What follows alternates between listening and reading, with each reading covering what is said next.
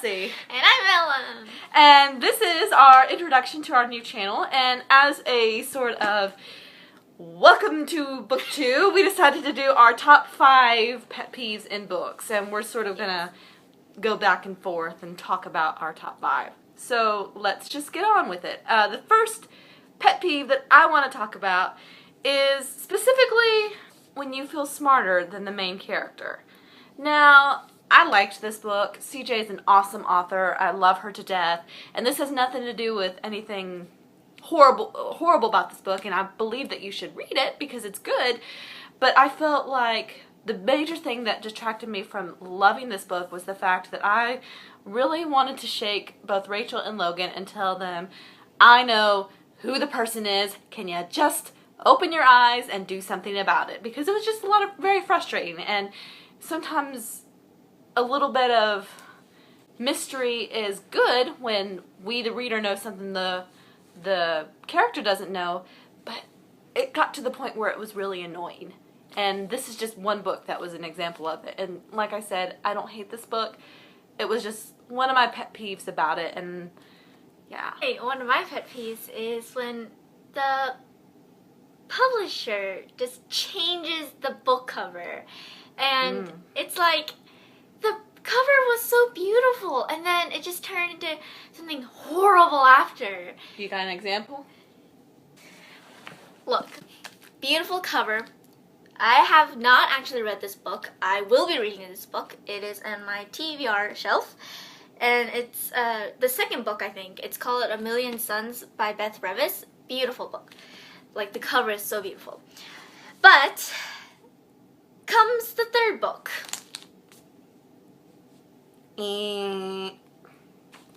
Why? How did it come from this to this? Next one we have is Insta-love. Now, we know that this is something that a lot of people have that as one of their pet peeves, and so, yeah, one of my particular examples is in Daughter of Smoke and Bone. Now, granted, there is sort of a reason for their connection in the beginning, and it felt like it wasn't true. They didn't have enough time to really get to know each other, and it was just like, And it's one of the bigger reasons why I did not like this book as much as I had hoped. But I did end up continuing the series, and I really think that with the establishment of this romance, it got better. But it was just this beginning book where it was almost all about that romance, and it was just a little too much. It becomes a huge issue when the insta-love is sort of like the basis for the whole entire book. So yeah, there's my example. And do you have anything to add? Yes, a book I've read is Fallen. I'm pretty sure a lot of you guys have heard of it. Put a picture right here. Yeah, put a picture right here. And I like it, okay? The world is fascinating. The characters are fascinating. But just like Daughter of Smoke and Bone, there is a sort of a background to the reason why the main character likes this guy. But like Daughter of Smoke and Bone, nothing really there that really likes me toward, like, binds me towards this compelling romance. It's just a bunch of stuff that's saying, oh, this is why you two should get together. It's like, no. If you're doing background stuff that wants to make them into this kind of, like, romance, make it good and make it plausible. Alright, the number 4 pet peeve that I specifically would like to talk about has nothing to do with the way the author writes the book or anything to do with the author or even the book itself. But it has to do with the way the book is printed and the way it is packaged, much like covers. So this is a copy of Looking for Alaska, and a number of months ago, last year, I think it was sometime during the summer, all I simply wanted to do was see how many pages this book was. And word to the wise, if you ever see a book with questions and answers in the back, do not even flip to any of the pages in the second half.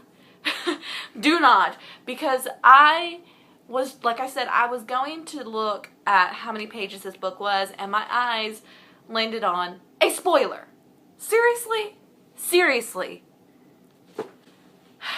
Luckily, I still read the book, and I enjoyed it, but I think that it would have been quite a different experience if I had gone to this book without knowing that spoiler.